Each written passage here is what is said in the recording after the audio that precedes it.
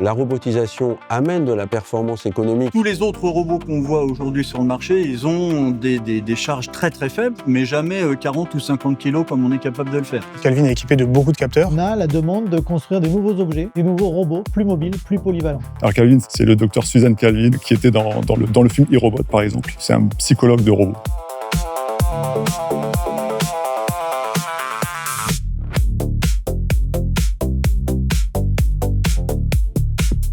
On va utiliser ce robot pour des cas qui aujourd'hui sont considérés comme difficiles dans nos usines, c'est-à-dire des ports de charges lourdes, des tâches pénibles, soit parce qu'il y a un danger, par exemple des pièces très coupantes qui peuvent apporter un certain danger dans les manipulations, des tâches répétitives complexes qui amènent des problèmes d'ergonomie, notamment au poste de travail. Et la première idée, c'est de développer un robot qui répond à 80% des cas d'usage. C'est-à-dire qu'on aurait un robot qui répond à peu près à tout ce qu'on souhaiterait, en tout cas dans le manufacturing, à tout ce qu'on souhaiterait robotiser.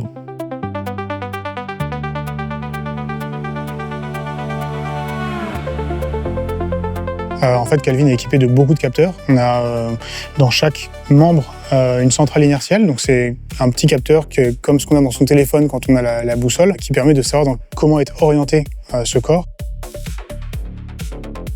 Dans l'oreille interne, on a un système de fluide qui fait que vous êtes toujours au courant de l'orientation de votre corps. Et Calvin, il est à peu près ça, mais x12. Et du coup, si on se fait pousser, on sent que ça bouge.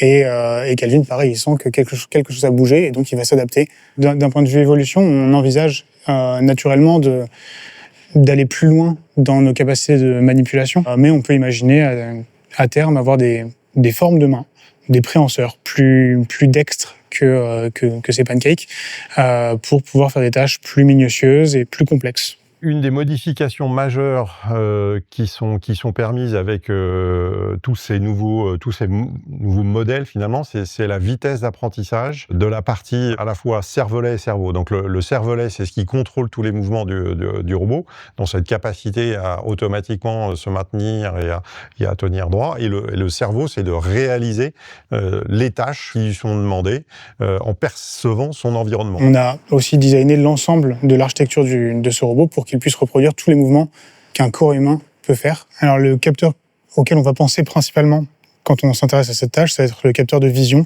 qui est une caméra RGBD qu'on voit à peu près ici dans le robot, qui permet en fait au robot d'appréhender son environnement d'un point de vue visuel, c'est-à-dire qu'il voit son environnement, et dans son environnement, il va détecter la zone de prise des pneus, la zone de dépose des pneus, les pneus eux-mêmes. À partir de cette information, il va savoir où sont les pneus, donc il va marcher vers les pneus et aller ensuite les attraper et les transporter jusqu'à leur zone de dépose. Et l'avantage d'un humanoïde, c'est qu'une fois qu'on a développé un use case, selon le fonctionnement de l'usine, on va pouvoir le déployer pour aller faire un deuxième use case. Donc là où un robot industriel normal va être consacré à une tâche pendant toute sa durée de vie, Calvin, lui, il va pouvoir changer de tâche et s'adapter en fonction des besoins de l'usine. Et c'est là où l'humanoïde a vraiment de la pertinence. L'intelligence artificielle, depuis 4 ou 5 ans, a bénéficié d'avancées majeures sur la capacité de programmer très rapidement des tâches complexes de perception de l'environnement. Et l'IA, autrefois, n'était pas capable de réaliser ça avec des temps de réaction compatibles avec nos opérations industrielles. Tous les autres robots qu'on voit aujourd'hui sur le marché, ils ont des charges très très faibles, qui commencent à 3 kilos, certains 5, certains 10, mais jamais 40 ou 50 kilos comme on est capable de le faire. Au début, on avait une démo pneus et de plus en plus, on a des demandes, des use cases très différents. Donc, on voit Calvin qui fait de plus en plus de choses et qui a une technologie qui avance beaucoup. Les use cases de boîtes, c'est assez simple. Calvin, il porte des boîtes, que ça soit dans une pile de boîtes ou dans une palette. Il va déplacer entre un point A et un point B. Souvent, on va prendre une palette et les mettre sur un convoyeur dans une usine.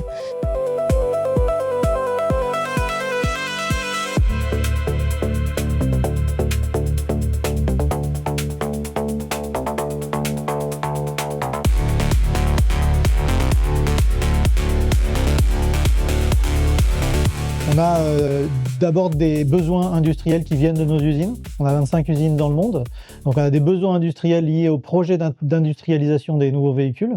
Donc il y a d'abord l'évolution de la robotique actuelle, c'est plus de 11 000 robots chez Renault, et parce qu'il y a des besoins de flexibilité toujours plus accrus, on a la demande de construire des nouveaux objets, des nouveaux robots plus mobiles, plus polyvalents. L'implantation d'un robot humanoïde dans une usine, ça va se faire, c'est en train de se faire très facilement. Très peu de mètres carrés nécessaires, une empreinte au sol réduite, une implantation quasiment autour d'un week-end ou d'un gros week-end, avec très peu de modifications sur nos lignes de fabrication.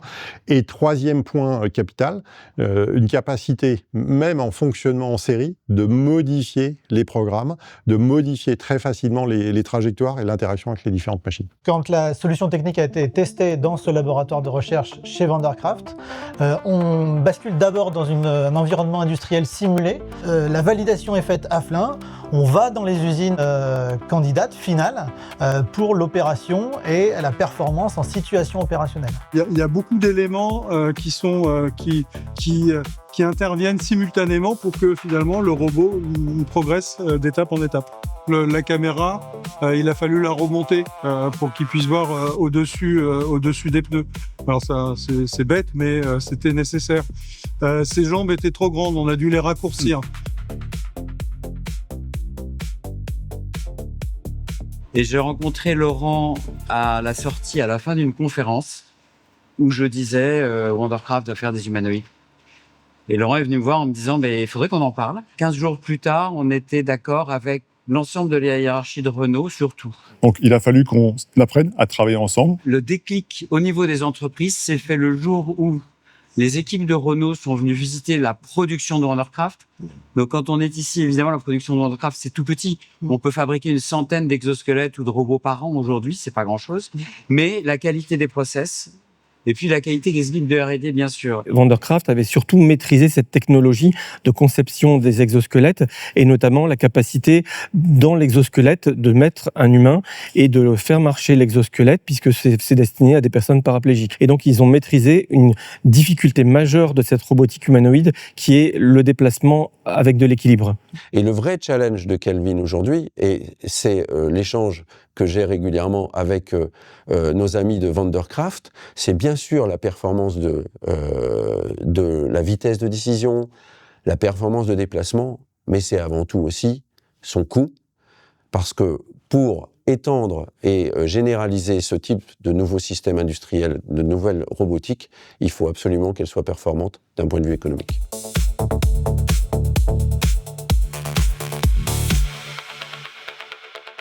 Dans un premier temps, il va sûrement rentrer dans l'usine en collaboration, mais pas en contact direct avec les humains. Il faut que le robot exprime ce qu'il va faire, ce qu'il fait aux collaborateurs de façon fluide. Alors on discute, est-ce qu'il faut qu'il affiche sur des LED? Et en fonction des couleurs, je suis à ce niveau de tâche, j'ai un problème, viens m'aider. Enfin, toute cette communication est à travailler. Il y aura une interaction à un moyen terme entre les hommes et les robots. Le robot va gérer lui-même son propre environnement. L'opérateur, lui, à terme, probablement pourra collaborer avec le robot. On a différents steps pour la sécurité. On a d'abord un premier step où on va assurer la sécurité en sécurisant la zone avec des cellules et un module sur le robot qui va lui ordonner de s'arrêter quand quelqu'un rentre dans la zone.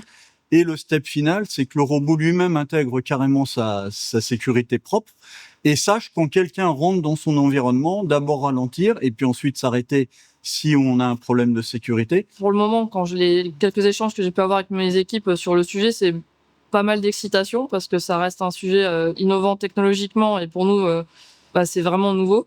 On est vraiment dans le futur. Donc pas mal d'excitation, de curiosité forcément, parce que ils ont envie de voir comment ça va marcher, à quoi ça va ressembler et comment la vie autour de ça va s'articuler. Au sein de l'équipe, on avait déjà des visions assez différentes. Est-ce qu'il doit ressembler à un homme pour être finalement un copain? Mais finalement, s'il ressemble à un homme, est-ce qu'il ressemble pas trop à un homme? Et du coup, je le vois un peu comme un ennemi qui va reprendre mon boulot et ainsi de suite. Nous, on travaille avec des sociologues, des designers pour essayer de trouver une plateforme qui soit plus acceptable.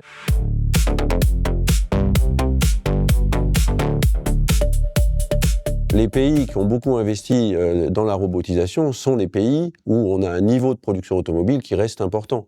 Parce que d'un côté, effectivement, la robotisation amène de la performance économique, donc quelque part permet de vendre des véhicules avec un prix plus abordable, et dans le même temps, ils viennent remplacer des activités particulièrement pénibles.